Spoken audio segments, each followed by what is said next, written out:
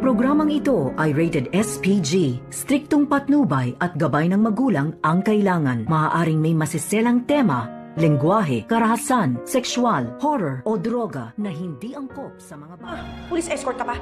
They need Zoe's fingerprints. What? Kaya sana talaga. Narito na nga aking mga karagdagang aabangan sa abot kamay na pangarap. Ikinagulat naman dito ni Moira nang dumating itong si Giselle na may kasamang mga pulis at nagtanong itong si Moira na kung bakit may escort pa daw itong si Giselle ng mga pulis. At dito nga na sinabi ni Giselle kay Moira na kinakailangan daw nilang makuha ang fingerprint dito ni Zoe. At gulat na napatayo naman itong si Zoe dito sa kanyang kinaupuan. At wala na nga magawa pa itong si Zoe dahil kinakailangan niya ngang sumama sa mga pulis upang kuhaan na nga sila ng fingerprint silang dalawa ni Moira. Kaya naman, nadiskubre ngayon dito ni Giselle na magkatugma nga itong fingerprint ni Zoe dito sa medical supplies na nakuha ng mga kapulisan.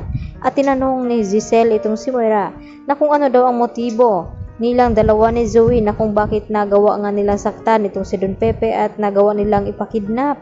At dito naman na sinabi ni Moira kay Giselle na tigilan na daw ang pag-aakusa sa kanila dahil wala daw silang kinalaman kahit may nakuha na nga silang ebidensya dito kina Zoe at Moira. At sinabi pa dito ni Moira kay Giselle na dapat ang pagtuunan daw ng pansin ngayon ni Giselle na nasa tabi siya ng kanyang ama at kung hindi ay baka mapahamak daw ito. At nagulat naman ito si Giselle nang biglang may tumawag sa kanya at ito na nga si Lynette.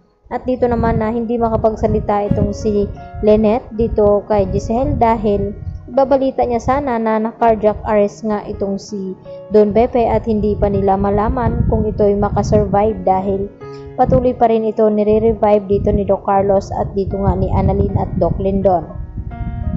Samantala, bumili naman ng bulaklak itong si RJ dito nga sa kanyang dinaanan at nagulat nga ito na kung bakit may dumapo nga na itim na paru-paro dito nga sa kanyang balikat.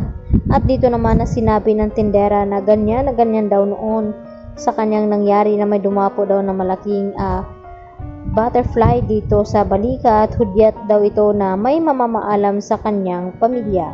At hindi na nga nag-aksaya ng panahon itong si RJ kaya agad niyang iniwanan itong sukli at hindi na kinuha dahil naalala ni RJ na ang kanyang papa ay baka nasa peligro. At hindi nga siya nagkamali dahil nang dumating nga itong si RJ dito sa East Ridge Hospital ay ito na nga ang kanyang naabutan na nire-revive na nga itong kanyang ama na si Don Pepe.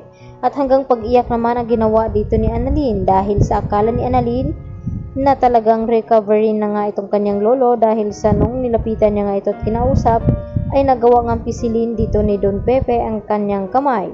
At wala naman silang kaalam-alam na may ginawa pala itong si Carlos upang hindi na nga tuluyang magising itong si Don Pepe dahil sa sinabi din dito ni Lynette na sana raw makapag-recover na nga at gumaling itong si Don Pepe nang sa ganon makapagsabi ito kung sino nga ang may pakana sa kanyang nangyari ngayon at nararapat lamang na maparusahan ito at makulong.